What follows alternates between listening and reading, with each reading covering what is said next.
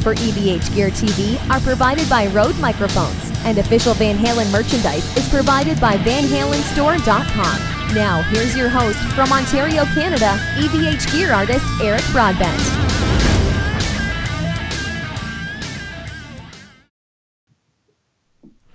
Hey everyone, it's the weekend. Finally, Friday is here. Happy Friday to you all. Welcome to EVH Gear TV. We are live, and tonight I've got a very special guest. You know him from Stryper. You know him from Sweet Lynch. Michael Sweet. How are you, Michael? I am well. I am just recovering from a run in South America in Puerto Rico. We got out of Puerto Rico just in time before the storm. Okay. And I'm still recovering from that, believe it or not. But I'm in writing mode for the new Stryper album, and got a lot of work to do. Good. Well, that's probably the best way to get back into it. Once you get back, I know obviously some jet lag and, climate changes and all that kind of stuff like that too, but just get right back into the thick of it where you feel probably comfortable. Absolutely. And I mean, I'm very comfortable when I'm home. As much as I love to tour, as much as I love to meet people and hang out with people, when I get home, it feels like, yeah, and I love to walk my dog. I love to, just hang out, pick up my guitar and just close the door and have that private moment of just me and a guitar. It's just something to be said for that. So I'm really comfortable when I'm home, the most comfortable when I'm home. Yeah, I feel the same way. Like, it's always nice going a little vacation, even if it's just a vacation, or for the most part, I don't even like leaving the house. Working from home now, it's my luxury of being home almost 24/7, except when I'm meeting people. Sure. But it's nice. It is a very nice, I don't know what it is about, our type of ourselves, but it's just our comfort zone, I guess. It's very, very rewarding to be around family and your safe zone, I guess. I'll sum it up in 3 words. Okay. We're getting old. Yeah. Okay. You nailed it. I didn't want to admit it to myself, but that's what it is. I'll get my rocker soon, and I'll be in my rocker. Well, in all seriousness, as I get older, I like to travel less and less. It's the inconvenience of traveling these days. I understand it, but at the same time, it makes it much more difficult for guys like myself when I'm traveling with gear and a lot of people. It's just really a hassle, to go through some of these airports and countries and whatnot with a large group. And it gets really exhausting after a while. Really does. But anyway, hey, whatever. Do you find that not that this was a question for you, but do you find now you're being a little bit more selective of when you travel? So unless it's a really good, lucrative tour, or maybe it's a benefit or something like that you're kind of selective on the touring or traveling, I should say? We try to be. I mean, we have found, obviously, the hard way. We've learned the hard way that it's never a wise idea to take shows in January and February, because I live on the East Coast. Mm-hmm. So when we try to get out of the East Coast in January, February, 9 times out of 10, we can't get out because there's a snowstorm, or we're coming back to a snowstorm. There's always some sort of issue that obviously restrains our travel, freedoms. Right. And, it's just the way it is. We had a show booked at Mohegan with the band, and we had to cancel the show because half the band made it, the other half did not make it. Yeah. And this was a few years ago, and again, that was in January. And we've kind of learned over the years, don't book shows at this time or that time. Yeah. There's too many risks involved. Too many risks involved, and usually those risks rear their ugly heads, unfortunately. And, hey, you live and learn. That's right. The thing about us, though, we do like to take on shows, and we do like to go out when we have an opportunity to go out. So it's very difficult for us to say no. I know. Very, very difficult. As entertainers, it's hard for anyone to say no. We want to please everyone, but it is hard. It's hard to do that. Absolutely. Yeah, for sure. It's one very of our hard downfalls. Yeah, but it's worked out over the years, and I look back on the last 35 years, and I just think, wow, look at what we've done. Look at how many shows we've played. Look at how many albums we've made, and look at what we're planning to do over the next 5 to 10 years. No stop in sight. Got a lot planned. So it always kind of surprises me and makes me say, wow, for some reason. I don't know. I'm always rather shocked by that. Mm-hmm. That we're still going, because I always view us, and I've said this in interviews, that I feel like we're the underdogs. We're the guys that the people that don't care for the band kind of count out, and the people that do care for the band might possibly count out as well, because we've been swimming against the tide. Yeah. Our entire career history of the band, and here we still are doing it, and it always amazes me in a great way. Well, there's diehards. Like I watch some of the comments on your different groups, and people are diehard fans. I mean, they've raised their kids to you. Their kids are enjoying your band now. So there's Yes. decades and decades. That goes to show you that no matter what direction the band goes in, for the most part, they're gonna ride with you. Yeah, and it just so happens that we're going in a satanic polka. Oh, jeez. Okay. All right. Yeah. Okay. Let's see how many followers we unfollow tonight now. I love it. That's not even funny, but that's my sense of humor. I know. I love it, and no one knows that to be true. Yeah, of course. I'm always clowning around, man, and that's what keeps me level-headed and sane. Mm-hmm. Believe it or not. I think it would for sure, because if you don't have some humor in your day-to-day routine, things start to, it's easy for things to sink in. Even if you go to the coffee shop and you get someone that's in a bad mood, okay, that's one strike against you. And then you go to the next place and the gas price is $5 a gallon, and you're mad about that. If you don't have a way to shake this off and laugh at it, it'll age you very quickly, and it'll eat you alive. It's true. And, I do these crazy, silly, stupid Snapchat. I've seen them. Well, they're great. They're the best.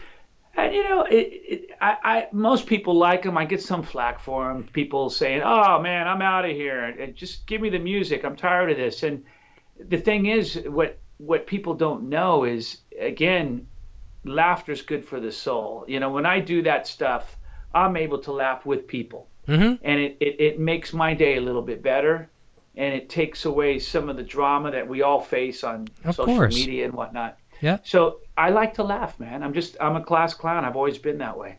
And something I admire in that quality as well, too, is the fact that there's a lot of musicians out there, and I shouldn't say musicians, a lot of celebrities, we'll say, from every walk of life, that will only show their persona. Here's my stage character, and this is it. And then, okay, you don't get to see me behind my closed doors. You don't get to see me cooking dinner. That's part of your life as well, too, and you're willing to share that with people. And I think people that don't get it are just kind of the, bandwagon followers. But the people that do get it, those are the people that you really want to hang on to, because I remember when you were talking about the kids and you're talking about this, whatever, and just all kinds of cool stuff, and they'll be with you through thick and thin, and you really see who your friends are. You're right. You're absolutely right. And most people have stuck by my side, and nice. And the band side, and been very supportive and encouraging mm-hmm. Through everything that we've been through and everything that we face, which is a lot. Of course, of course. I'm not. Don't break out the violin ever. I'm just saying. Right. It's a lot. But most people have remained loyal and stuck by our sides, and you know what? Bless them. Grateful. Exactly. We're very, very grateful. Exactly. And you can tell it comes across in your music, too, because a lot of it you're giving back to the fans. I'm going to jump over to the chat real quick and say hi to as many people as we can quickly here. And we're going to jump in. I've got probably about 5 or 6 really cool Van Halen-centric questions, because a lot of people know that you're a huge Van Halen fan, and myself included. So we're going to kind of debate who's a bigger Van Halen fan. You're probably going to win, but I'll fight you on it. All right? We'll get in some good Van Halen. You might be. I don't know. I've seen some interviews with you about Van Halen, so it's the jury's out on that one. We'll find out. But right. Let's say hi to a few people. Got Cloreen Baconskin jumping in, FNAF Gamers, Scary Groove. I want to say a big thanks right off the get-go. Patrick Ticola runs scarygroove.com, a George Lynch based website. He's got a fantastic Facebook group. He was kind enough to invite me to it. And he said, Eric, please share the interview tonight on the page, which I've done.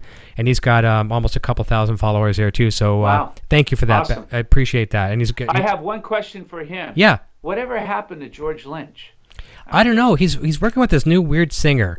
He doesn't know if he's in a Christian band or what he's in. Yeah, I know, man. He's a bizarre dude, but What is up with that dude? I heard you're talking about Mr. Sweet, right? I am, yeah. No, that's awesome. I'm looking forward to that record too. Quentin James is in the house. Sin of 72, Cloreen Baconskin, I said, Dirty Apes, Adam EVH. There's a lot of regulars that I'm mentioning here, and then there's a lot of new ones as well too. Lyle Ketchum says, okay, I'm here. Hope everyone had a good week. Now let's get on with the show. Blimpus Rock Videos. Chris Kerr's joining in. Les Bellin, Justin Garardi, Darren Moore from Michigan, very good friend of mine. JD Gonzalez. Let me see here. Poison Ivy, who's my beautiful better half. She's tuning in for a little bit. And just like your better half, very, very supportive, pushes me to do what I do. Paul Perkins. Man, I tell you, we wouldn't be here without him, right? No, I say it a million times. And some people are afraid and embarrassed and you feel like they're not manly enough to admit that. I wouldn't feel like a man if I didn't admit it. Absolutely, man. I mean, honestly, I think, because I'm all over the map, I think about not having my wife, Lisa, and doing this on my own. And, I could certainly crank out the music, but everything else, I'd be lost. I hear you. And Lisa keeps me somehow pointed in the right direction. I don't dress myself right. If she wasn't running, you know what I mean? You can't go outside dressed like that. You know what I mean? So hey, I solved that problem. You know how I solved that problem? How? I like these black T-shirts. Okay. Calvin Klein T-shirts. Sure. I bought about 25 or 30. There you go. So I reach in the door every day and I grab one. Yep. And I know it's the same size, it's the same shirt. Boom. Problem solved. And it fits with just about anything, any kind of color pants. It works. There you go. No one would have expected we're going to have fashion advice tonight on the show, but there you go. It works, man. Right on. Let me continue down the line. We've got Craig Rendels. I'm not sure if you know him, but he's a good friend of George's. They're building the Limited Bowens guitars together. I know of him. Yeah, yes. A great monster player. You got to check him out. Check out some of his stuff. Rocamp 56 is in the house saying good evening, Eric and Michael and everyone. And he likes the pedal board I was playing through last night. Lyle Ketchum says, Mr. Sweet, now that you're home from a tour, how long does it take you to unwind from being on the road and transitioning out of the limelight and back with your family? Very good question. It's different. The longer runs take me longer to unwind and unpack and get settled. The shorter runs take me a shorter time and less time to unwind and get settled. So it just depends on the run and how short and or long it is, if that makes any sense. No, it does. It does for sure. And very good question. Yeah, the longer you're away, you just got you got to unwind a lot longer. It makes total sense. Dan Wilhite. I remember when back in the 80s, I was gone for over 6 months at one point in time. That's a long time. And when I came home, literally, it took me a while to, feel like I was home, like it was my home. It was a very odd feeling. I didn't like it at all. Yeah. But that happened a few times in the 80s. It hasn't happened in recent times because we don't travel for long periods of time. We go out for 2 or 3 weeks at most. Yeah, and you're back. Yeah, pretty much. Makes total sense. Dan Wilhite's in the chat says, hey guys, awesome you're here, Michael. Been a Stryper fan since the first album. That's beautiful to hear. Timothy DePaul, hey everyone, good evening, Eric and Michael, glad to be here. Justin Garardi, okay, here's something. Justin Garardi is a new fan to Stryper, and it's nice when people admit it. They, people don't just say, oh, I know everything about you, and then they don't. He's admitting he doesn't know Stryper that much. Can anyone recommend a few songs to check out? Now, take yourself out of the band for a second, and okay, now you outside looking in, name 2 or 3 songs, throw them at him, and he can go look up tonight. Well, 2 songs right off the top of my head would be a newer song by the name of Yahweh. Okay. You've got to go check that one out. All right. And an older song by the name of Soldiers Under Command. Okay. Perfect. There you go. I would say my favorite classic Stryper album is Soldiers Under Command. My favorite new album is Fallen. Okay. Yahweh's on Fallen. Okay, perfect. So. Good. There you go. You got the best recommendation you could possibly have. So go check it out. So that was for Justin. Scary Groove says, Michael, will you be touring to support the Sweet and Lynch in 2018? Would love to see a Sweet and Lynch / Stryper tour. You know what? It's funny that you asked that question, and you may have heard it. And what was his name again? That's Patrick from Scary Groove. Patrick. It's funny you asked that question, Patrick, because we are working on that. We've all talked, Lynch Mob, Stryper, George and I, and the plan is to go out and Sweet and Lynch do a set, and then Lynch Mob does a set, and then Stryper does a set. I love it. And we're going to try to share a bus and a crew and everything and go out and make that happen. And it would be a crime for that not to happen. So count on that next year. It's just a matter of logistics, when and where exactly. Yeah, that's not an easy thing to facilitate. So it's a lot of things have to be ducks in a row. It's very difficult to facilitate. Everybody's very busy. Many times our schedules are as far away from each other as they could possibly be. But now that George and I are homeboys and in a band together, so to speak, we're gonna make that happen, man. We got to get out there and play these Sweet Lynch songs live. We have to. Good. That's where they'll get some legs and they'll grow a little bit. Yes. Yeah. Fantastic. Absolutely. And it's a great band, and you don't have a better rhythm section than Brian Tichy and James Laminzo. No, I agree, 100%. It's really hard to improve upon that. Yeah. And then you got one of the greatest guitar players of all time, Mr. George Lynch, and and then you throw a heavy metal Dennis DeYoung in there, and and there you have it. Are you gonna do guitar with George too, or are you gonna handle strictly vocals? Absolutely. No, I'll play guitar live for sure. Good. But when you're in a band with George Lynch, you want George to shine. Obviously. Of course, yeah. But it's nice to have the rhythm in there too. Yeah, and I'll do that, and I enjoy playing guitar. I feel naked without a guitar. Yeah. Yep. Yeah. It's it's that security blanket once again. It's one thing to hold onto the microphone, but you can, even if your guitar is not plugged in, it's that comfort zone sometimes. Exactly. Yeah, I hear you on that one for sure. Jay's Tacos and Guitars is jumping in. He's saying, "Hey guys, how awesome is this?" Let me see here. Sean Silas is jumping in. Sean works at Fender at EVH, Jackson Charvel. Great guy. He's a mutual friend of a lot of us here. He says, "Hey Eric, I made it. Hey Michael, great to see you on the show." Craig Rendles is mentioning hi to Sean. Mutual friends there. Hey, buddy. And let me see. Who have I missed here? Timothy DePaul's jumping in. Paul Perkins. And I'm trying to get down to the bottom. I don't think I've missed anyone yet at this point. Paul okay. very well. Paul Good. is an avid guitar collector and amp collector and a great guy. Oh, right on. Good. Nice to know. And obviously you sent them over this way, so thank you. Two big people as well, too, I want to say hi to that are very important to the show here. First and foremost, Mike's Music Online. That's Mike Palermo. You got to take a look at some of the stuff he's doing. Mike's Music Online, sure. He's one of the show sponsor, and recently, just the other day, he's got some nice press. He built a nice relic guitar for Nikki Sixx, and wow. He really does some really custom nice relic work, and it's a Palermo model, and Nikki Sixx took it home, loved it, and Nikki's up in Toronto right now for this, what is it called, The Launch, this new show. It's on CTV up there. I think it's called The Launch, some kind of a music program. I don't know much about it, but Nikki's up there, and he popped a picture on Instagram the other night, was saying, I know it's 4 o'clock in the morning, I should be sleeping, I've got to do the show tomorrow, but I just can't stop playing my Palermo guitar. Wow. So Mike's phone was blowing up. It was pretty nice. That's really cool. Nikki has quite a few guitars. I don't know Nikki personally, but I follow him and see what he posts, and he's got quite a few guitars, and he's obviously a guitar lover. He's a bass player, but he's a guitar lover as well. And Mike, awesome, brother. Yeah. Glad you're here, man. And our other brother from another brass block mother, Adam Reaver, Futone, is in the chat. You don't find better than Adam. I don't think so. You just don't. And not only a guy that knows his stuff and is all about tone, but a salt of the earth dude as well. I agree. Just a sweetheart. Yep. And Adam has taken care of me and Stryper from day one, and God bless him, man. And he's the real deal. He knows his stuff, man. He knows how to make everything sound better. He does. I attest to that a million times over. It's the only thing I talk about as much as Van Halen on the show. Occasionally Kiss once in a while, but it's probably 80% Van Halen and 20%. Probably more like about 50% Van Halen and 50% Futone. It sells itself. And now see, you say Futone, I say FU tone. Yeah, he says whatever. Yeah, he says say whatever you want. So FU tone. Yeah, I should migrate over to that term.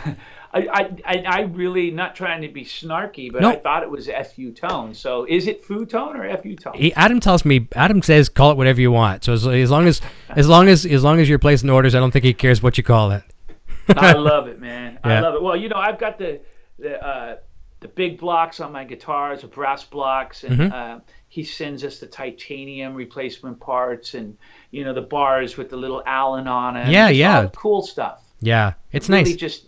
It's awesome. You geek out over it, but it does, especially the brass blocks, really improve the tones. It's the first thing I tell people. You can buy the extra stuff too. That's the candy, but this is what you want. This is the meal. Oh yeah. Very cool. So thanks for joining, Adam. I was talking to him a little while ago on a chat as well, too. Just jump down. Make sure I haven't missed anybody else. We're going to jump into some questions. I think we've got just about everyone I haven't missed. All right, so we're going to dive into some Van Halen questions, and then we're going to get into, obviously, some Stryper, some Sweet Lynch, and just a little bit about your career. But a lot of people know you as one of the world's biggest Van Halen fans, and you consider yourself one of the biggest Van Halen fans. What was it back in the day, and what is it today still, that captivated you about Van Halen, from the band to each individual musician? What was it about them? Well, I'll sum it up like this. Back in the day, the first album that really changed me as a guitar player was the first Boston album. Okay. I was 13 years old when that came out, and it changed my life because of the guitar tone primarily. Mm-hmm. So I began my quest to try to improve my tone and come up with my own signature tone at that point in time. But soon after that, not long after that, Van Halen 1, when it came out, completely, blew my mind in so many other ways, not just as a guitar player, but showmanship, songwriting, energy, production. Just the list went on and on and on and on with me on that album. And that was the album that changed my world. Boston changed my town. Mm-hmm. Van Halen changed my world. Nice analogy. And it just blew my mind. And then after living with that album, listening to it day in and day out, learning the songs and just being floored by it, I became a better guitar player. I became a better songwriter. I became a better singer and performer, primarily due in part to that first Van Halen album. Fantastic. Yeah. So it's just insane. I mean, I used to drive around in my convertible 73 XR7 Cougar blasting Van Halen through the neighborhood, and people calling the cops on me. It was all about Van Halen for me. So how much, you've kind of alluded to this, but how much did you take that? Now, here's something neat. A lot of us will go to like some special events, maybe it's a play or something like that, and us as the guys in bands, we were analyzing everything. We're analyzing the production, analyzing the lighting guy, whatever. So you described that, how it wasn't just about the band and the energy, it was everything, the theatrics. How much of that did you take and say, here's a couple recipes for the Stryper cookbook, which become... I think, Van Halen, in terms of my actual style of guitar playing, my two biggest influences, although I don't feel like I play anything like Eddie Van Halen or Randy Rhoads, Eddie and Randy at that time were the two biggest influences on me as a guitarist.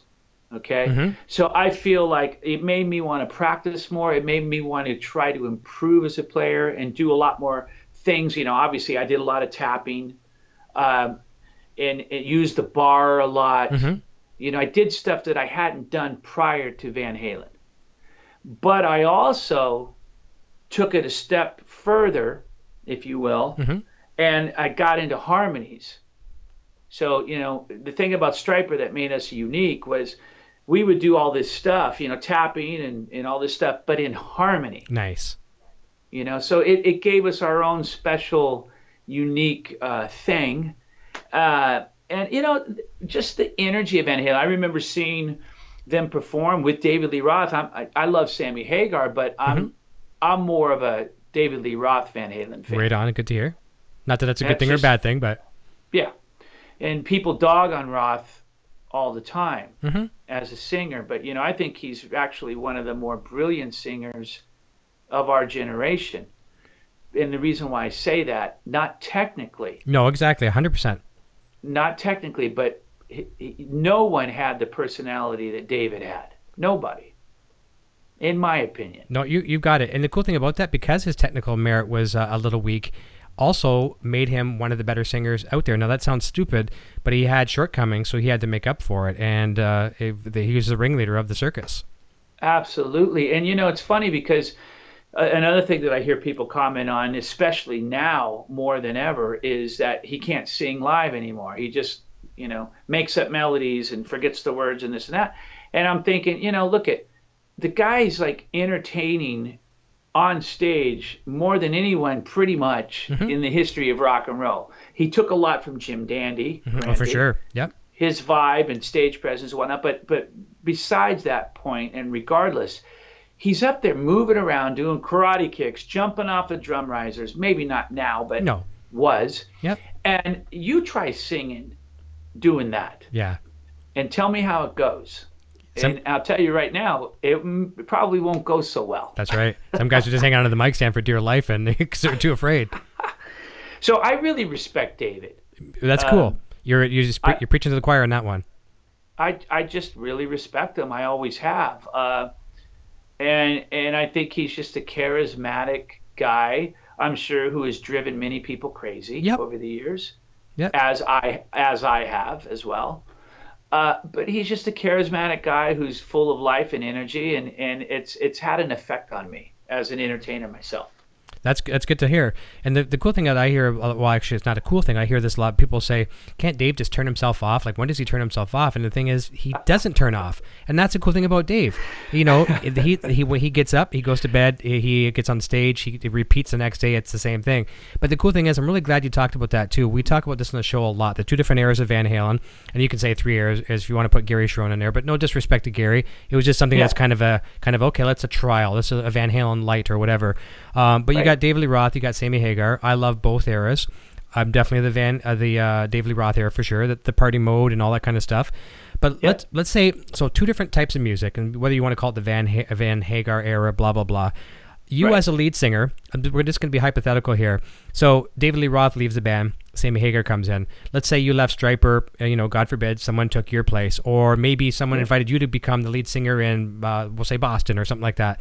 What is Boston? That would never happen. Hey, but let's just say that scenario happens. How do you, the new guy, you're the new guy now, or what does the new guy face, and how does he overcome the obstacles of the past?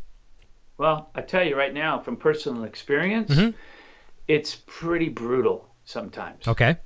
Because you're under the microscope, you're having to fill the shoes of someone of such greatness. Be it David Lee Roth for Sammy, be it Brad Delp for me. And you're never going to fill those shoes. So when you come to that realization and you move on from that, it makes things a whole lot better and easier and a much smaller pill to swallow. Gotcha. And I kind of figured that out the first week in rehearsal with Boston. But anyway, Sammy, I love Sammy. Technically, I think he's a better singer. But, Sammy's never going to have what David had, and David's never going to have what Sammy has. No. So don't compare the two. I feel really bad for Gary because you're talking about coming in off the heels of 2 great singers in 2 great eras, and you got to try to fill 4 shoes. Exactly. And that sucks. Yeah. That's not a good situation. So I feel for Gary. Gary's a brilliant entertainer. He's a great singer. He's a fantastic guy.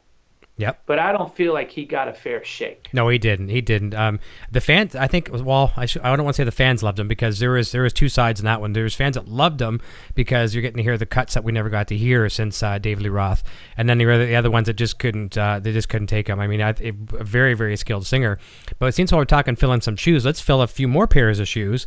So let's say there's a down period in time where there's no singer in Van Halen, and sometimes it's hard to tell because they're very quiet in their camps. Right. So the phone call rings. You get a phone call, and it's Eddie Van Halen on the other end, and he's like, "Hey, Michael, I'd like to have you come out and sing with the band."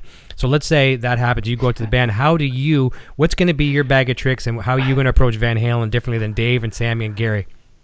I would that may happen in a different lifetime, but not in this lifetime. But first of all, I'd have to go and change my underwear. Of course. Once I did that and took a shower, I would basically take him up on his offer in a heartbeat because that's one thing I feel I can do and I can handle is Van Halen and not just the David Lee Roth catalog, but I can handle the Sammy catalog. I think you well. could. Yeah, you could. And I think I would just tackle it like I did with Boston. I would just be me, and I would hope that Eddie would let me be me. And I've kind of hopefully proven myself as a singer / entertainer / guitar player. And I would just go out there and do my thing and hope and pray that the fans get it or got it or what have you. And that's how it worked out for me in Boston. I remember, I'll never forget, I'd be singing in rehearsal and I'd sing More Than a Feeling my own way. And I'd look at Tom and I'd say, do you want me to change anything? And he'd say, nope. Run with it. Keep doing it like you're doing it. And he let me be me. And the fans accepted that. The first few weeks were pretty tough, but after that, the fans accepted it and the reviews were great and it worked out, you know? So I would hope that that would be the case with Van Halen. But man, I tell you that my dream gig would be, the bucket list gig would be a Van Halen gig, you know, or even just one show, go as a guest and just go up and jam. Wouldn't that be fun? That'd be pretty insane. Actually, there's a question from your buddy Paul earlier in the chat. He says, have you ever jammed with Eddie? Have you ever at any events like NAMM or anything like that, or any functions? No, my wife, Kyle, at the time, back in the early 90s, she was their makeup artist for their live, they did a live DVD. Live Without a Net? And she was the makeup artist for that. So I went to a show in Fresno, and I met everybody. I had already met and known Michael, but I hadn't met Sammy, Alex, or Eddie. So I went and met them all. And some of our crew worked for them. Okay. Jim Yakubuski was their front of house, a few other guys. And, you know, I met him, and Eddie wound up taking my son to his house and taking photos with him and stuff. Oh, nice.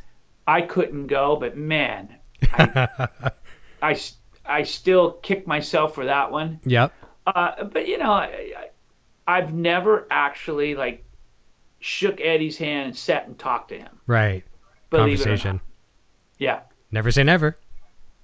Hey. Never say never. Know, stranger things have happened. That's right. I love it. And Adam says over in the chat, Adam Reaver says, he says he's heard Stryper cover Van Halen. It was amazing. Which one did you, I think I saw some videos of that before. Which one did you cover? We did On Fire. Oh, a good one to cover. Fantastic. We did On Fire, and we're planning on doing a covering 2 at some point and doing another Van Halen song. Okay. And we're not sure which one, but it would probably be something a little bit more obscure and a deep track. Yeah, deep cut. Something that would make people go, whoa, didn't expect that. Nice. Yeah, because people are going to think, okay, they're going to pull off something from 84, Panama, or, you know, something of the like. No. Nice. No, it wouldn't be that. It'd be something more along the lines of like Light Up the Sky, or, you know, something high energy and a little bit more in the B-side category versus the A single side. Yeah. No, I love it for sure. The next question I had for you was dealing with media. Now, you guys do really good with media and the press and things like that. Some bands are, you know, they're cramming information down people's throats. Other bands are silent. You remember back in the day, obviously before social media, we talk about this in the show a lot. You didn't know if there was any, commotion going on within the band or anything like that until you read it in the newspaper or at a gig. Now, Van Halen is a band that's quite silent when it comes to the media, and there's nothing wrong with that. Other bands are out there a lot. So I kind of applaud them for it. If there's no news, you know, don't just say something to say it. And they kind of create a demand, you know, when there is something, a new record's going to drop or they're leaking some, material, whatever. What are your thoughts on the way Van Halen approaches media? I think it's great. I don't have a problem with it. I tend to be the opposite, where I'm all about social media and keeping people informed and always posting and always doing something on a daily basis. But I respect the people that don't do that. Mm-hmm. And it keeps the mystique. You know, the one thing we had back in the 70s and the 80s, there was a certain type of mystery that came with every band. You didn't know everything about every band. I like that. And it really kept your interest at a high level. Now you know everything about every band and everyone. Yeah. Almost too much. And for through breakfast. that, exactly. And through that, sometimes you can lose respect for those people. Maybe burn out a bit. And I know that I've lost respect for some people because I'm a very opinionated guy. Mm-hmm. You know, I go and post my views and my opinions. But, you know, there's something to be said for the ones that don't do that. And Van Halen takes that approach, and I applaud it. I think it's great. Yeah, I like it too. It does create that mystery, and the fans may complain. You know, you read some of the forums. Okay, well, there's no news. No news is sometimes good news. I mean, at least they're not saying we're done. You know, they could come out and say we're done, right? And they're not saying that. So it's exactly. I always look at no news as good news, and I try to find the best of news in anything if I can. You know what I mean? And I'll just say this too. Just imagine how much more simplified and less dramatized their lives are. Of course. because social media is all about drama now. It is. It is. People suck that up like a vacuum cleaner, and it's like, if it's something that's just normal and not dramatic, the views are low. If it's something really crazy and extremely dramatic, it goes viral. Yep. Because that's what people love. Oh, I know. I read a good comment the other day from Brian Wampler from Wampler Effects. We have some mutual friends, and he was saying, and he does some really good work with his brand and pedals and things like that. But he says, right. One of our mutual friends was getting some flack on YouTube. And I mean, you just can't win sometimes. And the guy that was getting some flack is he's like Adam. He's like, doesn't harm anyone, right? Loves everybody. Right. And some guy was freaking on him, and Brian Wampler says, I've got to the point where I don't even read YouTube comments anymore because I was starting to lose faith in humanity. And it's what's kind of... It's kind of hard to say that, but it's so true. I know. Because it's people, I think, because they feel they have a computer and a router, mm-hmm. that they can go anywhere at any given time and say whatever they want.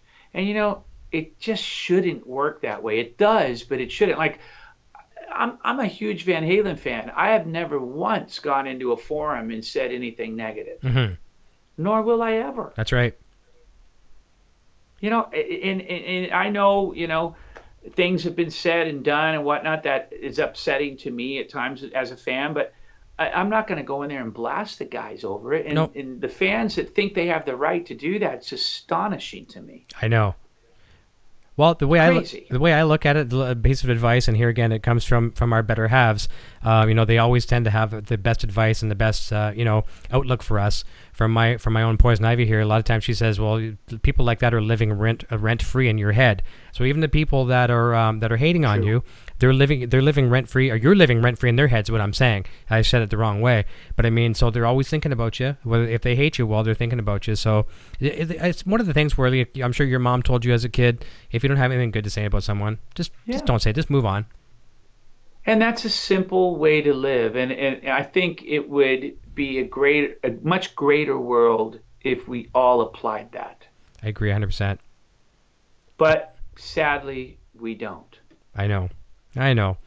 But as we can all try to be role models, especially someone that's like yourself and other celebrities that are in the limelight. If they all approach that, and these people that follow you guys like in droves, maybe it'll catch on. It's not going to catch on to everybody, but if you can take 10% of them, 2% of them on a million fan base and billions of fan bases, it can actually make a positive change through fan bases. Absolutely. So, yeah. You're dead on the money with that statement, and it's encouraging to hear you say that. And I think if more people think that way, myself included, we'll see a more positive outlook on social media. I think so. I tend to, and I know one person, I won't say his name, he always says, don't get on the ice with them, right? And so that's the goal. Don't get on the ice.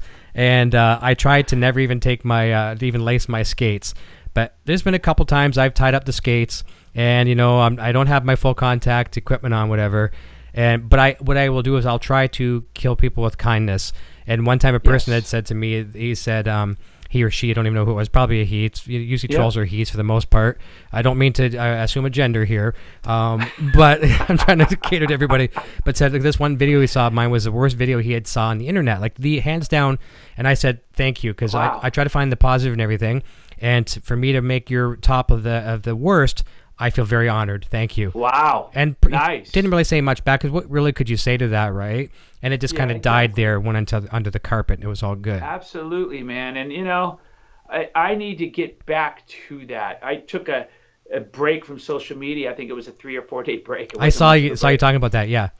Yeah, and I need to get back to that way of thinking, because it's just not worth it in the end. When you really think about it in the grand scheme of things, it's not worth it. There are people who are homeless, people who have cancer, children who are dying, North Korea is shooting missiles over Japan.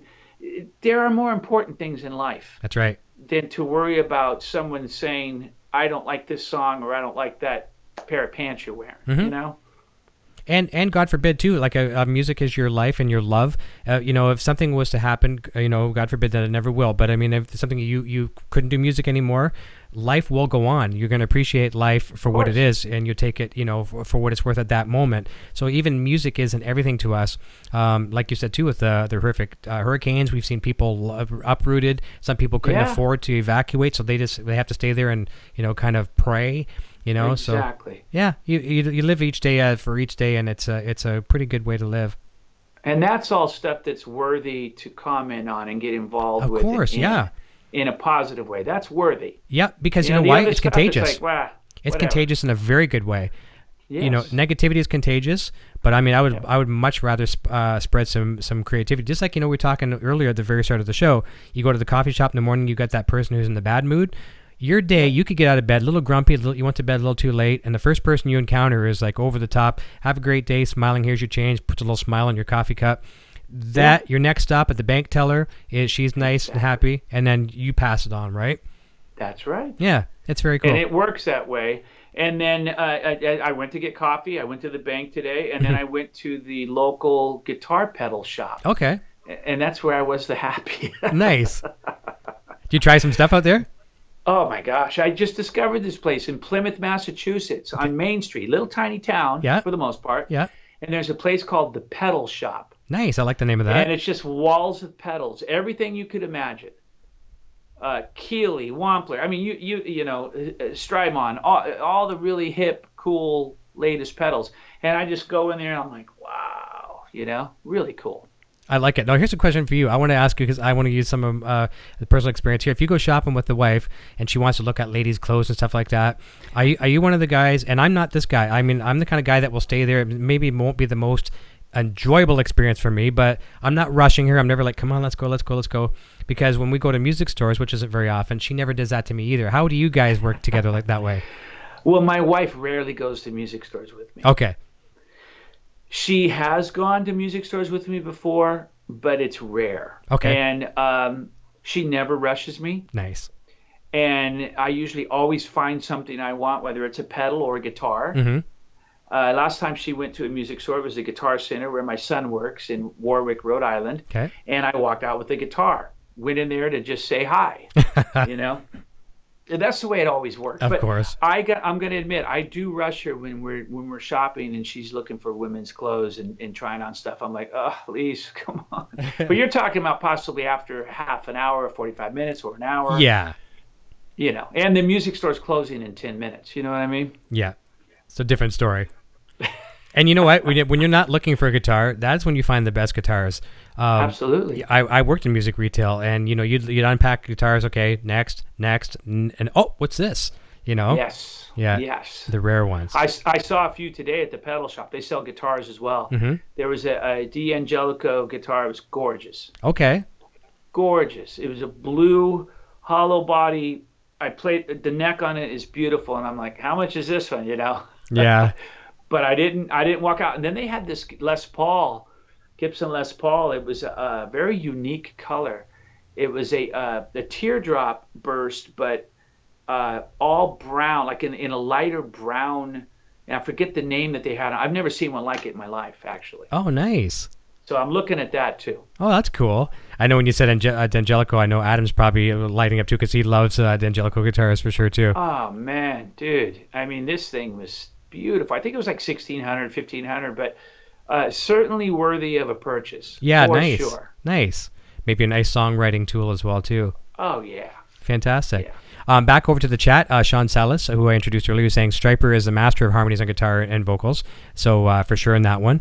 Commenting back to the David Lee Roth, Darren Moore says, David Lee Roth is my favorite rock and roll voice of all time, even now. He's so freaking awesome. And you were saying how he would get slacked on stage. He can't sing now. He never really could sing before. So what's the difference? He's just a little older. It blows my mind when I read some of the comments and it's just crazy to me. People making these comments who haven't achieved what David's achieved. Exactly. And they haven't done what he's done. They haven't been where he's been. It's like, you're going to sit there in front of your computer and comment on this guy who is a legend? Mm-hmm. whether you ever want to admit it or not. He's a legend. And it's mind-boggling to me. It's hard to comprehend. It really is. You know what? Never mind the old cliche of walking a mile in the man's shoes. Walk from the soundboard to the stage and see if you can do what he can do. Absolutely. And how old is David now? How old is he? I'd say, 65? Am I in the right wheelhouse? And look at the shape he's in. I know. He kicked my butt any day of the week. Whew. I wouldn't fight him. No. And, the guy obviously works hard to take care of himself and has worked hard at what he does and has done. And you know what? I respect the man. Nothing but respect for him. I love that. It's good to hear. Blimpus Rock Video says Dave Lee Roth, hands down the greatest frontman of all time. Timothy DePaul, tongue twister. One of the best bands I've seen in the 80s. Glad to see you still got it with all the tours and solo stuff. Seems you've never stopped. This is referring to you. Has he ever thought, I'm just done? Have you ever thought that? I'm sure we all have. You have, I'm sure. I have. I actually packed up. We moved from California to Massachusetts back in 1995. Mm-hmm. When we got here, I had a tough go at it musically. And I packed up all my gear and put it in a closet in the basement. And it stayed there for over a year and collected dust. Literally, I didn't play. Wow. And I really thought I was done at that time. I thought I was going to start a new life and not do music and not look back. But lo and behold, I realized that music is in my DNA. It's part of who I am. Yeah. I go to sleep with the song. I wake up with the song. I can't escape it. So after a year long break, I started writing songs again. I got back into music, and I have not looked back since. That was in 1998, late 98. Okay. How much stock do you put in this? I said this the other day on the show. Okay, so we all have friends. Sometimes we have our best friends, and our best friends may change from time to time. We might have our soulmates and things like that. Usually our soulmates are the ones that will never let you down, and that's a true sentiment. But let's say your best friends. Your friends who you think are your best friends can let you down. But I said the other day on the show that guitar will never let you down. And I mean, I know your guitar is a very important part of your life. Do you think there's some merit in that guitar will never let you down? Absolutely. I mean, it won't. It's always going to be there for you, unless someone steals it. Yeah. But then you get another one, and you miss your child that got stolen and your baby. But at the same time, you can get another guitar, and it's never going to let you down as long as that gift is there, and that ability is there, and that desire is there. It's always going to be there for you in return. Yeah. And there's no question about it. And a guitar I can go to. It's very therapeutic for me. When I'm down, when I'm depressed, when I'm angry, when I'm happy, when I'm, you name it. You go through all the emotions. I go pick up my guitar, and it just somehow manages to take me to a different place. And that's what I love about it. It's peace for my soul, and it is therapy for my soul. Really is. I agree with that 100%. That's what I was trying to tell my boy the other day. He was saying the other day, he goes, "You're a cool dad because you encourage me to play guitar as soon as I get home from school and stuff like that." And and that's why I told him, I said, look, especially with young kids get picked on at school, and their friends change, in a heartbeat. I said, your friends are going to change. They're going to be here tomorrow. Some are going to be gone tomorrow. Your guitar is always going to be here. And same thing, from depression to excitement to anger, let it out, channel it. And and if you're having a hard day, if you pick up the guitar and you think you suck that day, there's nothing wrong with the guitar. It's just you, and there's nothing wrong with you. You're just having either a bad moment or something. When you come back to it tomorrow or the next week, you're going to be phenomenal. It's great advice, man, and it's something that we all should be, passing on to our kids and teaching our kids, and not just guitar, but just music. Mm-hmm. The love and respect for music and the effect that music has on our lives.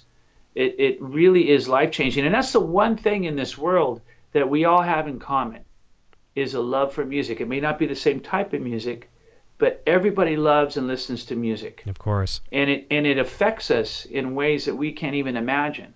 So it's a beautiful thing.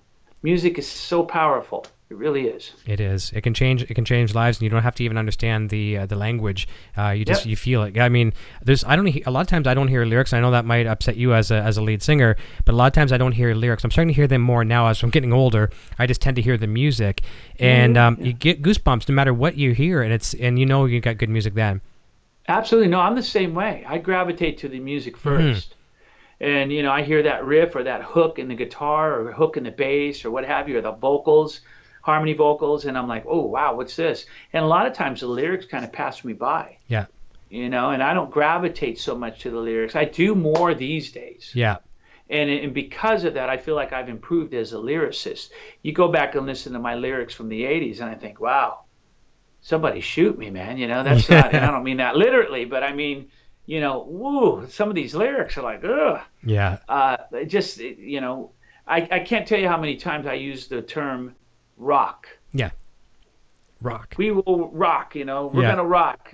Rock that makes me roll. Come on, let's rock. Yeah, 100 times over. Here, I get it. You're going to rock, Here's a story that I know you'll appreciate as a songwriter and lyricist. I have a friend over in Italy. His name's Attilio, and his band project is called Freddie. And he sent me this one song one day. It was very well written, first of all, and fully sung and full Italian. Right. So I can't understand a word. I couldn't grab a word if I tried. Sure. But the songwriting was great. The production was great. The video that was shot for him was great. So all these factors, I'm watching that, and right the minute I've heard, like when it got to the hook, goosebumps were like steel wires on my arms. And I was like, okay, I love it. I wish I could understand what it says. So then he translated the lyrics and sent them to me. Yeah. Then when I read the lyrics without listening to the music, and I ran upstairs to the wife and I said, you got to hear this. You got to hear this. And I read her the lyrics. So the music moved me right away. Then when I put the lyrics to it, it was just incredible. And here again, I couldn't understand the language. So that barrier, the music broke through that barrier. What style of music was it? Kind of pop. I shouldn't say pop. Light rock, maybe. Yep. He's like a EVH Wolfgang player, PV Wolfgang player. So he's a rock and roller, but not hard rock or anything. Yeah. I'll send you a link to it. You should check it out. Well, that's the power of music, right? Yes. That's the effect it had on you, and then you passed that on to your wife. Yep. And you guys shared that together, an incredible moment, and that's what music does to all of us. Yeah, that's right. It's really cool. And we do need to do that more. I mean, we can be selfish and we can keep these little finds. It's like finding a recipe. Sometimes you don't want to give away a recipe because it's your cookies or whatever. But you find some nice music, pass it on. And, absolutely. Yes. Pay it forward again. I don't mean to stick on this pay it forward type of deal, but it's kind of what it is. It is that, absolutely, and it's important, and I share that with the fans all the time, and it's not about the money. Mm-hmm. Some people misunderstand it to be about the money, but it's really not. But I'll say to people, if you're going to go pre-order or buy a copy of a Michael Sweet or a Stryper album, pick one up for a friend, someone that's never heard of us, mm-hmm. and let them experience what you're experiencing. Let them hear the music. Let them get as excited about it as you're getting. And a lot of people do that. They'll go and get a few copies and they'll share it with coworkers or friends, and I think that's fantastic. I love Very that. Cool. I love that. Over in the chat, Mauricio Groldo says, or Axel or Axel. We're talking about, we're filling in for people. So Axel for Bon Scott and Brian Johnson. James from Ottawa is jumping in. Justin Grady says, "Wow, awesome question, Eric." Futone. There you go. See. Futone. I'm changing it tonight. It's Futone. Or no, Futone. Sorry, Futone. I've heard Stryper cover Van Halen. That's what we talked about that already. I'm notorious. You're gonna get to know me as the guy who repeats himself on the chat. So I just did that once. I get 3 strikes tonight, and then I'm firing myself. That's strike 1. The wife says you gotta stop repeating yourself on there, and I'm like, I'm sorry. Dude, I do that all the time. All the time. Yeah, Jimmy 2 times, right? Oh gosh. Yeah. Blimpus Rock Video says Michael singing for Van Halen would be epic. I second that. And you're getting other people saying that as well too. Okay, Eddie's number might ring. You never know. If Jay's Tacos guitar says that would be amazing. And Michael and VH. James is saying I love Stryper. Let's scroll down to the bottom and let me see. A few other people have jumped in. What did I miss here? Oh, sorry, I scrolled a little too fast. Oh, Adam EVH says, "Show me the lingerie section and I'm all in." It's weird. I'm not comfortable in it. I'm not comfortable in the ladies' lingeries. I'm like, okay, that looks good. That would look good. I just want to get out of there as fast as I can. I'm not either, dude. Yeah. If Lisa ever goes in a store like that, obviously the chain. What's the chain? Victoria's Secret or whatever. Yeah. Man, honestly, I walk in with her. I'm like, hon, I'll be out here. I'm gonna answer some emails or something. I know. Anything but, right? Yeah. And God forbid if you have to go shopping down the feminine aisles and stuff like that too. When you're in a grocery store, can you get me some of this? I saw a good meme on Facebook the other day. I'm not sure if it was a lady that shared it or if it was a guy that shared it, whatever. But so it was a lady, and it's in like a auto parts store, and she's looking at cartons of oil all the way down there. And she goes, "Okay, so now I know how you guys feel in the feminine hygiene aisle, right?" She's supposed to pick up some oil for her husband for the car. Right. I've been asked to do that a few times, and I've done it a few times, but man, it's never comfortable. You know, and you're like, okay, all right, and then you got women in the aisle as well too, and then the things that you're looking for, they just happen to be sold out, so now you're looking harder. You're like, oh, please help me, you know. And what about when you have to go to the market and you have to pick up like a gigantic supply of just toilet paper? Oh, I know. And you're walking out, it's just that. And you're carrying it like this. Yep. I will buy things that I do not need. I will buy 2 extra whole chickens. I will buy, 15 cartons of milk and the toilet paper, just so I don't look like, we have a bathroom issue. Oh, man. Yeah, I know. What we do, right? But, we they can't live without us, I don't think, too long. Or maybe they can. I don't know. I don't want to find out. Kyle Scott says, I would, for one, love to hear Stryper cover Light Up the Sky. JD Gonzalez says, I like so much Van Halen 3. Gary is great. He kept alive Van Halen in that period. It certainly did. And one thing I applaud that period is Eddie's guitar playing was phenomenal, smoking hot on that tour. Oh, yeah, man. I mean, the thing is, Eddie goes through phases where, he's always phenomenal. Mm-hmm. Eddie. Yep. Because he's just so gifted and so above anything we've ever heard in terms of rock guitar playing. Mm-hmm. But he goes through his phases, and that was a great phase for him, certainly. Yep, and that same one that you said your previous wife was working the makeup on for the Live Without a Net, that was also, and a lot of fans say this, that was the best recorded, professionally recorded, maybe even otherwise recorded, capturing of Eruption live. That was his segment there with 360 and everything was incredible. And his tone was really special on that tour, too. It was, wasn't it? There's something about his tone. I don't know what it was. He was using some different gear at that time. And it just had a little extra spice to it. Mm-hmm. Something going on. Yeah, for sure. Here's a couple of good questions here. Timothy DePaul says, "What about Mitch Malloy? He thinks would have been good." What are your thoughts on Mitch? I've heard some of the demos with him. I'll be honest. I think Mitch is a phenomenal singer. Mm-hmm. He's a fantastic singer. Mm-hmm. He looks great. He's got a great look. Obviously had the long blonde hair, still has it, has that whole vibe and everything. But I didn't see the fit. Okay. That's my personal opinion. It was, to me, Mitch was too clean and didn't have enough of that Van Halen fire that's needed to make it Van Halen. Right. And the attitude. Now, again, that's Michael Sweet's opinion. Yep. I'm sure many people would disagree, but that's my view. Yeah, I look at it that way a little bit, too, and I've never really voiced it because I'm afraid to voice it. But sometimes you have to voice it. And I think he's a phenomenal singer, too, but I think it could almost be a feel of like someone coming off of an American Idol, and I'm not saying he's that type, but, the people, when they usually win, they're usually pretty darn good. But they, is it the right fit, to stick in the band? Now, I know it's happened with, bands like Queen and things like that, and there are some success stories. Right. But I think you have to be down in the gutter and roll through the roots and, pay the dues and bleed with the band, sometimes before it's a perfect mix. Yeah, absolutely. And again, it's not taking anything away from it. No. It's just, you either fit or you don't. And, Mitch has proven himself, obviously. You watch video and listen to songs. The guy's an extremely talented guy. Yep. There's no question about that. Yep. But does that mean he's the right fit for Van Halen? And I just felt like, no. Am I the right fit for, pick any band? Kiss.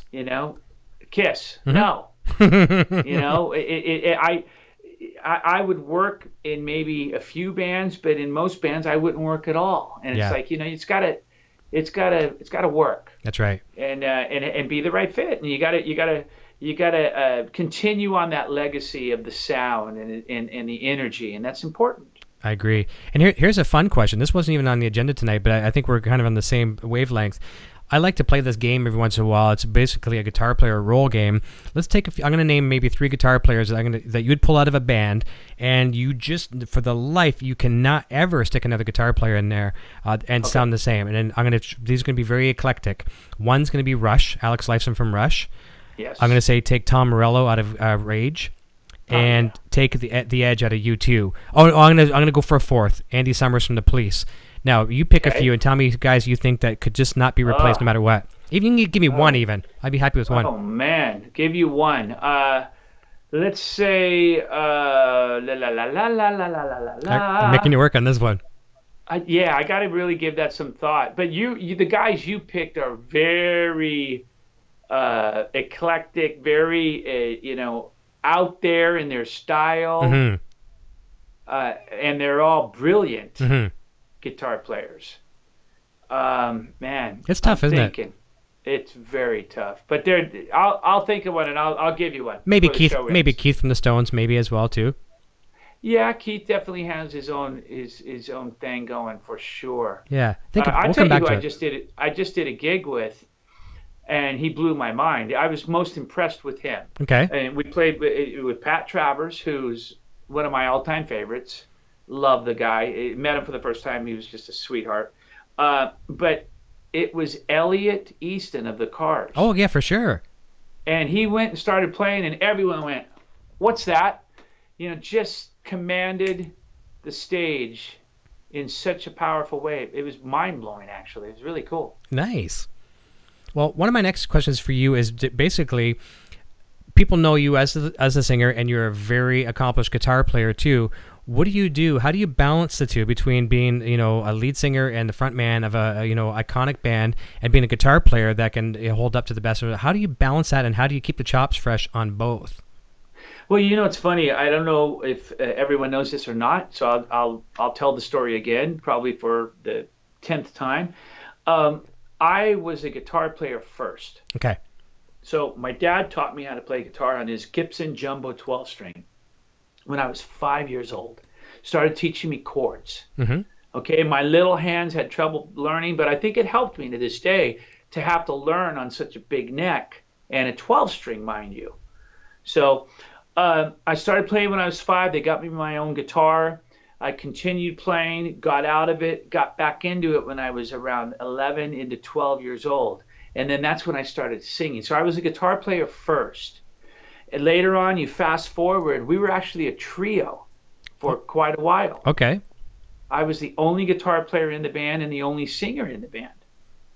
So I kind of cut my teeth, so to speak, on being a guitarist / singer for a long period of time. So it just comes naturally to me. A guitar in my hands feels like brushing my teeth in the morning. Yeah. I mean, it's so natural. And I couldn't really see it any other way. But I have done gigs where I've just sung, and it's awkward. But I'm a guitar player first, and I tell people that all the time, and it's true. It makes total sense. I had a really cool story written down here. Oh, actually, I do have it. I just refreshed my document. This is a story first, and this is from a fan, and this is from a friend. He's a police officer, so go team police.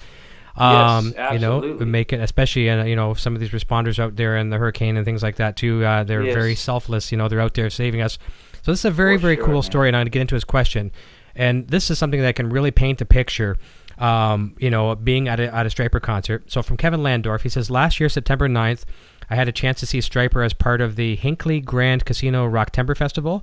Yeah, that's where I just played with Pat Travers. Perfect. There you go. Friday's lineup included Autograph, Jackal, Stryper, Queensrÿche, Tom Kiefer, and Vince Neil. The whole day weather had been less than favorable, cloudy, cold, rainy, and often windy. Not fun for an outdoor show. During the first two bands, as listed above, it was just that type of weather I mentioned. Then it was Stryper's turn to play. Minutes before they took the stage, the skies cleared. The sun came out and shined upon the band for their whole set, which was awesome. After the band left the stage, amazingly, the clouds came back in, and it started raining again. Truly, someone above had their backs that day. So his question is, which I just scrolled again, he says, during the 80s, when guitarists were coming out of the woodwork to be the next big thing, how did it feel to be in a select group of guitarists that had both a signature sound and a signature playing style? And as a kind of a addendum to that question, and also what led you to adding the wah into your sound? Definitely not the typical effect for a metal sound. Well, first of all, I've never used the wah. Okay. I thought you must have thought you did. No, well, I mean, one of my biggest influences in terms of style, vibrato, and tone is Michael Schenker. Okay. And he used the wah. That was part of his sound and still is, where it's that half cock, wonk, wonk, wonk, wonk kind of thing. I achieved that with the pre-EQ before the distortion stage. So I'll take any parametric EQ. Graphics aren't the same. Parametrics seem to give me more of what I'm looking for. You can fine tune, and then I plug into the parametric. At this point, I'm using a Tech 21, a paradriver to run into a head, or I'm using my ISP all-in-one box, Theta. Yes. Okay, and there's a pre-EQ on there, and I wind up boosting a lot, anywhere between 750 and 1K in a somewhat narrow bandwidth, not too wide. And then I boost that 15 to 20 dB. And then there's that sound. Yep. It gives you that half-cock wah sound, but it's got more gain to it and more umph to it than a wah. Yes. If that makes sense. Because a wah takes away frequencies as well. Okay? But doing it this way with the parametric, it doesn't take away frequencies, it just adds frequencies. No, I get you 100%. Yeah. So that's why I don't do the wah. Plus, wahs are real noisy. Yeah, they can be for sure. You have less control over them. And I've been doing that. I tell you, it started with me as a kid, going into a pawn shop, stumbling upon a Lab Series head, L11. Ronnie Montrose used to use them. B.B. King used them. And I remember seeing it and saying, what's that? That's cool. I plugged into it. It was solid state with the tube, a hybrid, tube and solid state. And I said, wow. And it had a little parametric EQ knob on it. I took it home. I had a Marshall at home. And eventually I learned that I could come out of the preamp out of that into the Marshall. Yep. That was the Stryper tone birth right there. I love it. And you should have heard it. If we could go back in time, and all the people here in the forum and listening, watching, could hear it, hairs on your arms standing on end, like the most insane sound, just killer. And I used that for a long time, and then I wanted to downscale and have a lighter package, and I wound up buying a Furman PQ3. Okay. And Stryper used Furmans for years. Now that's as a matter of fact, and he said this in an interview, Dimebag Darrell wound up getting into PQ3s because of Stryper. Wow. So, and that was that sound. That's how we achieved our sound. Exactly. Well, the next question I was going to ask you is, what was your signature ISP unit? Now, I wanted to get to see you at NAMM, didn't get a chance, but I watched some of the older interviews where you were actually using the current, well, the first generation of the Theta, and I think that's the red one. Yeah, yep. And that's that's what become yours was with that. Wasn't the parametric EQ an add-on for you? It was. They added an extra EQ stage to mine, just to give me a little bit more of what I was looking for. Not much. I mean, that red Theta I used on tour for a while. And then they added the EQ stage, they added a tuner, they added a ping pong delay, they added a polyphonic pitch, and boom, there's Michael Sweet, and they made it yellow. Yes, perfect. Which, of course, it's got to be yellow. Of course. And, I've got a Fractal sitting downstairs in my studio. I've got all the Line 6 stuff you could imagine. I don't have the Helix, but I played through it. I have everything else. And I've played through many times the Kemper. And, my opinion of the Kemper is it's too hi-fi. You don't want certain low frequencies in a guitar. You don't want certain high frequencies in a guitar. They're not made or meant to be in the guitar range. Spectrum. Yeah. This is my opinion into my ears. Yep. The Kemper gives you all frequencies. That's why I don't like it. Okay.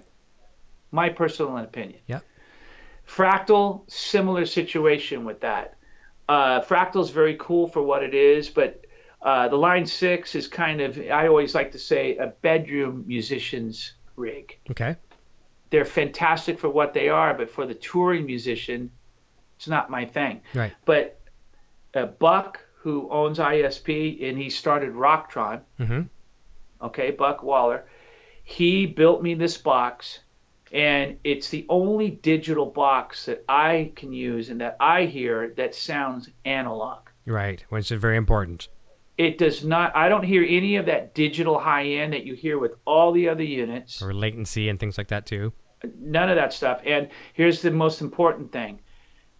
If you've ever tried to drive an amp with a Line 6, there's something that's not quite right.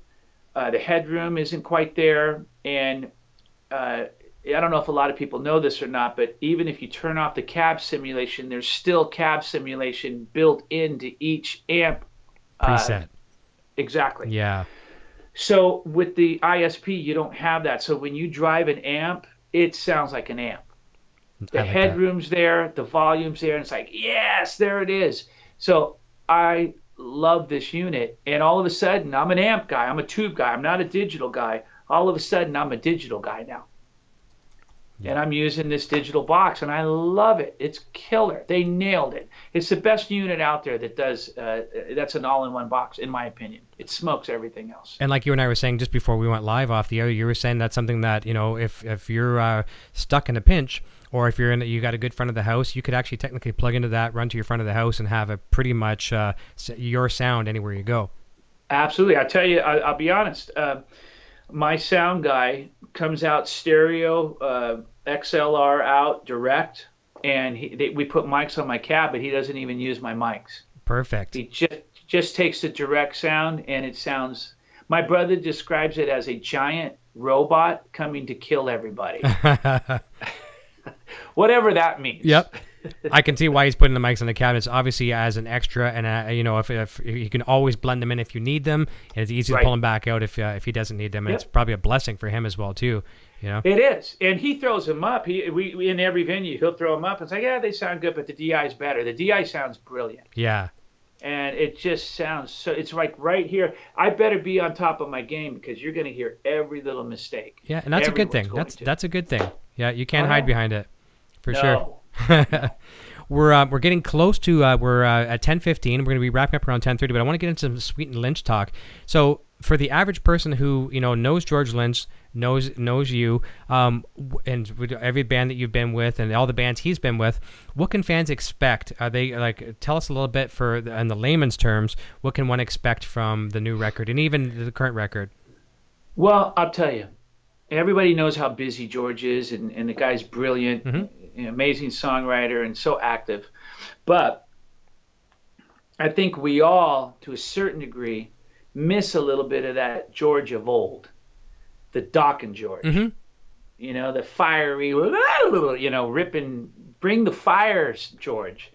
And I'm finding more of that in the Sweet Lynch stuff. There's a song called Promised Land, and when I listen to that song, I'm taken back instantly to George from 1987 or 6 or 8. And not that the new George is a bad thing. It's a great thing. I'm just saying I miss that. And somehow, some way, we were able to pull that out and apply that, pull that old George out and apply that to the new Sweet Lynch stuff. So I'm really excited about it. It takes you in a time machine back to the late 70s, early 80s. And that's what you're going to hear on this new album. There's a song coming out called Bridge of Broken Lies coming out next Friday. It's a power ballad. It's great. And then there's another song called Walk coming out. If you merged 6-minute Aerosmith and Queen with Dokken and Stryper, that's what you're going to get. Okay. So it's going to make people go, what the heck is this? Yeah. But in a good way. Yep. George is soloing. The drums and bass are just killing. The video is out of this world. We shot it on Hollywood Boulevard with everyone around. Nice, I like it. It's crazy. Yeah. So we're really excited about it. Am I correct that you have 2 singles out right now that are available people can listen to? I was watching the one video today, the lyric video. I think it was the lyric video. But you've got 2 out there right now, correct? That's correct. We've got a song called Promised Land. It's like a song that is more expected from George and I. Yeah. Merging Stryper, Doc, and George Michael. And we thought about naming the band George Michael too, by the way. But it was already taken by somebody, right? Yeah. But, you know, it's a song that's a little bit more, I hate to use the word cliche, but I guess it is. But it's a really cool song. And then we released another song called Afterlife, which is the lyric video that you're referring to. And that's a real dark, gloomy track, but very cool. Yeah. Love it. I can't wait for November 10th or something like that. Is that November 10th on Frontiers Records? That's when it officially is released. It's called Unified, and the artwork is portraying through the imagery. It's portraying just how divided we are as a world, but how united we should be. Yes. Yes, I caught that one of the lyrics was "United we fall," or "United we stand united together we fall," or however you said that in the song. Exactly. I think I got it a little bit wrong, but yeah. And it's sad because we are very divided, but at the same time, in many ways, we're very unified. Mm-hmm. But we need to be more unified. You know what? You hit something right on the head, and that title obviously means a lot. Obviously, one of the questions it's not necessarily a question; it's a point. And we talked about this a little bit ago, half an hour ago. We talked about we need more music in our lives. So you come from a relatively high spiritual background. George is not so much. So it's kind of the yin and the yang, and you guys work together very, very well. And I think whose religion is right religion. I'm never one to say your religion is right and mine is wrong, or yours is wrong and mine's right, or with this and that. I don't normally talk about politics because what's right and what's wrong. I'll listen to anybody. Just don't preach it at me, and I won't preach it at you. Right. So you guys work together very, very well. I think really, don't you think we could kind of tie a few more boundaries across the world if we stop judging, religions, politics, beliefs, and just kind of listen to some music and enjoy it? Yeah, absolutely. I mean, the sad part is as long as we have social media, that'll never happen. I know. I've said this many times. I make money from social media. That's my job, part of my job. And I don't want to say I wish it would go away because then I got to look for a job. But at the same time, I don't mean to be a hypocrite, but I miss the days of, playing, on the farm, nothing to do other than play with sticks and light stuff on fire, Me too. Yeah. Yes. I do. The simple days. Yeah. When people weren't as angry at one another as they are. And sadly on the internet, if you do hint at you voted for this person or that person, or you're Christian or you're not, you're instantly open for attack. I know. It's not fair. It shouldn't be that way. Yeah. I don't know why it is that way, but sadly, it is that way. And, I don't get it. I don't understand it. And it's very frustrating to me. And I actually get angry over it. And I get into it with people. And I need to learn to walk away. And I think the key is through love and respect, we're going to change the world. Those two things, love and respect. I agree. If we can find those two things and perfect those two things, no matter what we are or what we believe in, we're still going to love each other. We're still going to respect each other. Yep. And learning to walk away from let stuff go, like you say, things that really do they matter in the grand scheme of your day? Not even in your life, in your day. You just walk away from it. Have some fun with your family. It doesn't matter. No. It doesn't matter if I post a picture of Trump's plane, or somebody posts a picture of Obama's this or that, or someone posts a Bible scripture, or someone says I don't believe in God. It doesn't matter in the grand scheme of things. I mean, it does, but it's not worth getting in a battle over it and losing friendships over it. Yeah, that's right. And connections over it. I have some friends I have a couple friends that are, some people in the business, some celebrity friends, and I'll see them post some things, they're political, and, it's not, I don't think it's proper what the people are saying sometimes. Right. And I won't like it, and I won't dislike it. I won't say anything. It's just, okay, well, that doesn't make me feel too comfortable, but you're my friend, and I know you probably wouldn't judge me either, so I'm not going to judge it. It's one of those things where what good is it going to do to get involved? You're sticking your nose in someone else's business. Absolutely. And I see stuff all the time on the internet too that makes me grit my teeth and go, ugh, I know. And some over the top stuff where you're just thinking, what is wrong with this person? Yeah. But at the same time, I don't go and comment on it. Now, when people come into my page and that's they a different say story. Stuff, that's a different, I posted something about my dying dog. Mm-hmm. And I had said something to the effect of it had left its scars on me. My brother was attacked by our family dog, and it left its emotional scars on me, and it really did. I think I did see that. And somebody made a comment about it's all about you, and I'm not going to pray for you. I'm going to pray for your family and other people in your life because of how you are. And I just thought, wow, this is crazy. My dog's dying. I know. Yeah. So anyway, but you can't change that. And I need to just kind of focus on the positive. Yep, that's right. And say, you know what? I'm going to rise above, onward and upward. I like that saying. I use it a lot. Onward and upward. That's right. Good things coming, man. That's the right. best is yet to come. And I appreciate you. I wasn't going to bring up your pup at home there because I didn't know if that was comfortable to talk about. But you were kind enough to share that with me personally the other day too. And I've been thinking about him a lot all day today. And thank you, buddy. Huge thoughts and prayers because as I told you, I share with Poison Ivy here. Her dogs, and they're our dogs, but they're especially they're hers first and foremost. But they're the family's, and they're just like her children to her. And they are. Her health is not the best right now, so they're bringing her love and health as well too. So exactly, they bring us so much happiness, and sometimes because they're unconditional, they love you like no one else ever will. Exactly. And I'm very close. Caleb made me a dog person. I was more of a cat person. Yeah. So he's very special. You know what I mean? That's good. So when that day comes, which it looks like soon, or it's sooner not than, long from now, I'll probably be a big mess for a while. You know? But the nice thing is the people that really support you will be there with you as well too, and a lot of them will sympathize too because they're animal lovers as well too. Absolutely. Yeah. So man. all kinds of prayers sent your way for sure because it's from a pet owner as well too. And my little boy, he's losing a fish right now. I mean, it's a totally different story. We're talking little fish. Oh man. But he's pretty distraught. And sadly, yes. we made the mistake of bringing these two fish and putting them in the same tank. They're these beta fish. Whatever. I don't know anything about fish. And the one ate half the other fish. And so he or she, whatever it is, survived, but it's not doing too good today. And he's, I'm trying to console him, right? And I shared with him your story of Caleb as well too. So I said, let's focus on it. Let's not give up on him. I said, if you had a sniffle, I'm not going to give up on you, and we'll go down to the very end. And if he happens to go, well, we'll have a nice ceremony and we'll get you another one, whatever. But we don't want to. That's awesome. That's so awesome what you're teaching your child. And what's your boy's name? What's his name? Eric Jr. That's awesome. Yeah, he's a good kid, really good kid. Seems like a really great kid. Maybe you got to bring him to a Stryper show someday. Oh, he'll be racing me to it. He'll beat me too.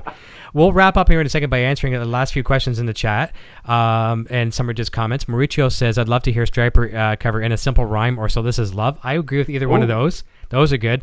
So This Is Love got a nice swing to it. In a Simple Rhyme is one of my favorites, but there's some swing.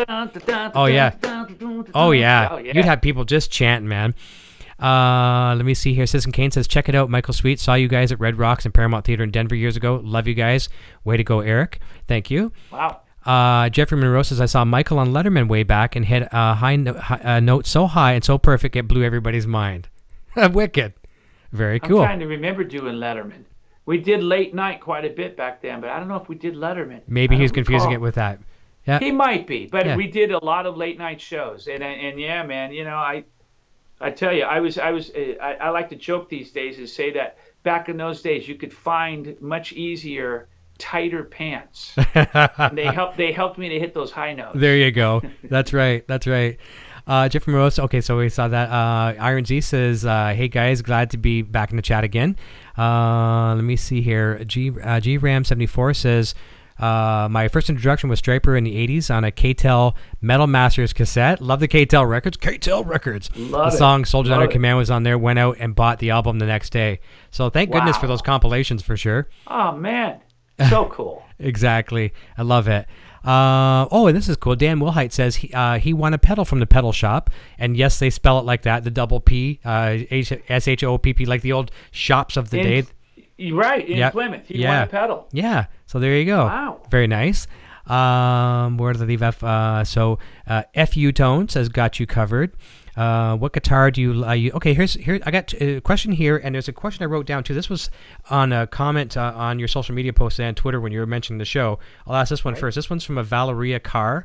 It says, can you ask how to get close to his tone with Jam Up Pro? And I know he uses it for writing songs. And for those of you who don't know what Jam Up Pro is kind of what started Positive Grid. And I'm a big supporter of Positive Grid, and Jam Up Pro, I use that. So how can we... I use Jam Up Pro. when I'm writing. And as a matter of fact, I'm about ready to set up my writing mode right here in this room. Great. Where I'm at. I get my iPad, I run it into a little speaker. I've got Jam Up Pro on there, and I've got all the plugins and everything. And what I do with that, I believe it's a Mesa Boogie model. Mm-hmm. And on the front end, they offer some EQ that you can purchase, little different EQ modules, plugins. And I've got an EQ on the front end, and then I've got an EQ on the back end. So pre and post. Gotcha. And then I run a delay on the back end as well. But man, that's it. I get that Stryper tone out of that thing. It sounds fantastic. It's killer. Really good. They're fun, aren't they? I love it. And I'm amazed. You could probably take that and do a gig with it. You could. You almost could. You could if you had the right power and you wanted to do that, you absolutely could. It would probably sound amazing. If I was in a pinch, if I had my iPad with me and my interface and I'm at a gig and my amp failed and that is the only thing I could use other than canceling the show, I would do it. I'd feel a little nervous, but I would do it, and eventually after maybe a song into it, I'd feel comfortable. You could do it, man. Yep. As long as the one thing you might experience that seems to be the case sometimes with situations like that is some ground humming, ground loop, but you could clean that up with the ground lift or whatnot. But yeah, that's the only thing that could be an issue, but it would sound great. Yeah. If I can give one piece of advice to anyone that's using that type of software, especially that, Eric Sands, I've had him on the show from Positive Grid. And this is where, before I started using Positive Grid stuff, I had some competitors' products, and I was using, I didn't know the difference at the time, but right. The interface that you can use, you can either go in through like the headphone microphone jack, or you can go in through the bus with like your lightning cables and things like that. And I was wondering why my tone didn't sound very good, and I was using like an iRig, and I'm not slamming iRig or anything like that, but I was using that type of interface. And the best way to get the best possible sound is to use the bus of your device, and that's using and if it's an iPad, obviously your lightning cable or whatever, because now you're bypassing the mic and you're using the internal sound card, if that makes any sense. No, it makes sense, because what you're going to get with the iRig, and you do get ever so slightly, is a little latency. Yeah, and I can't stand that. And there's no getting around that, and that just makes it feel weird. Yeah, you have to play behind the beat, way behind it. I mean, Van Halen does it, but I mean, you have to do it on purpose, and I just can't do that. It has to be next to nothing. It's odd. Yeah, it's odd.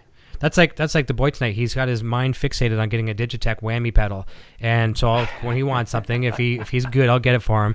And I remember what used to drive me nuts about that pedal is there was when you would engage it. Actually, when you would engage it, there was about a second, 1 second, or maybe a few milliseconds of latency, and it just drove me crazy. Like I can't play. I know. Well, I just bought I traded in some pedals I never used, and I got a different system. I'm not going to name names. Sure, of course. It's fantastic, and there's a looper built into it. Okay. And the looper is useless, because when you hit it, when you start it, and then you stop it, and it starts the loop, the loop starts just a split second later. Oh, yeah, that's no good. No matter when you hit it or how you hit it, it's always late. What's the point? I mean, it's not usable. I know. That's right. Yeah, I mean, you're going to have to compensate so much, and by the time you've compensated to maybe hit it, you've lost the creative spark that you had, and then you just go get a coffee and call it a day. It doesn't work. It really doesn't. But I get that, and it's gotta work. You can't, when you get into latency issues and things coming in late or what have you, not usable. No, I know. Not happening. No, I can't do it. And I know people can say, well, you're not a true professional, you have to work around it, whatever, but why should I have to? Why should I have to? You shouldn't have to. No, that's right. And that's what makes you a professional, is that you don't. Yeah, that's right. Yeah, you have to put your foot down sometimes.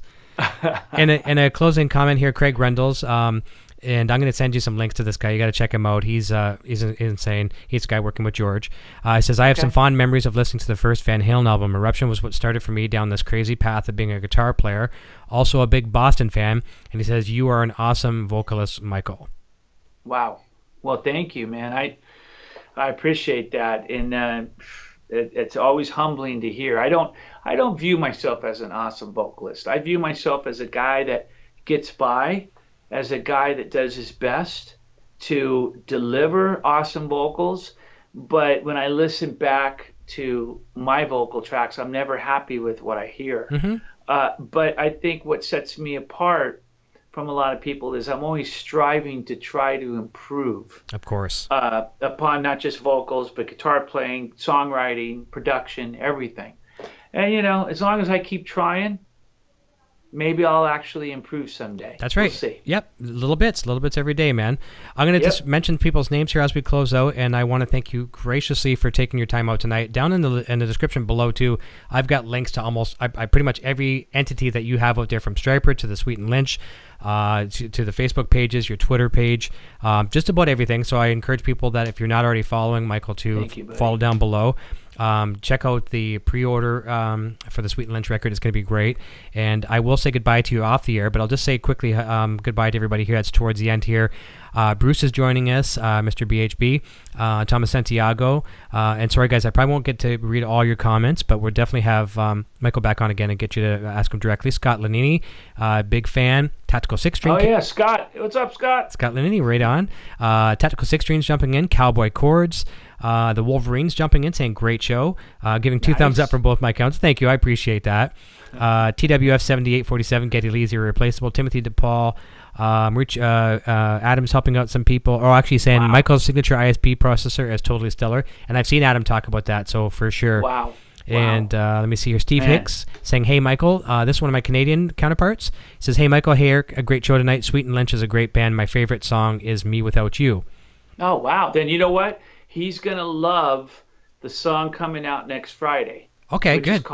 It's called Bridge of Broken Lies, and it's kind of in that wheelhouse. Okay. It's more rockin' than Me Without You, but it's kind of in that wheelhouse. It's a rock ballad, and I think he's going to love it if he likes Me Without You. Okay, good. You know what I'll do is that's coming out on Friday. I'll share that on my Facebook page as well too, because you're obviously a previous guest, and I'd like to support as much as I can. So I'll share that too. Thank you, brother. I mean, I only have a little bit of followers, nothing like what you guys have, but I'll be more than happy to help. I'm gonna go. Am I gonna go to your page and I'm gonna see like 4 million followers? No. It's no, no. I don't even have 4,000, Michael. I'm sorry. No, but you know what? I don't care. If I had 2, I love those. You're very modest. Yeah. You're very modest, and that's nice. Thank you. I appreciate that. Dak Tar says, thank you for bringing Michael here. The thanks are all mine. I invite people come when they can, and you guys come and watch and listen. So I'm blessed. And I think I feel you feel the same way too when your fans just, come out to and participate. It blows my mind that fans are still here. It's great. Because we all have families and move on in life, and we move on to bigger and better things, and I get it. You lose fans, but we still have such a unique, strong fan base that comes year after year to see us, buys the albums, and it always blows my mind. It's so humbling, and we are forever grateful to our fans, forever. And, we'll bend over backwards for our fans. We'll do anything for our fans, and that'll never change, ever. I agree, and that's very good. There's Citizen Kane's asking Adam in the chat about ISP. He wasn't familiar with ISP.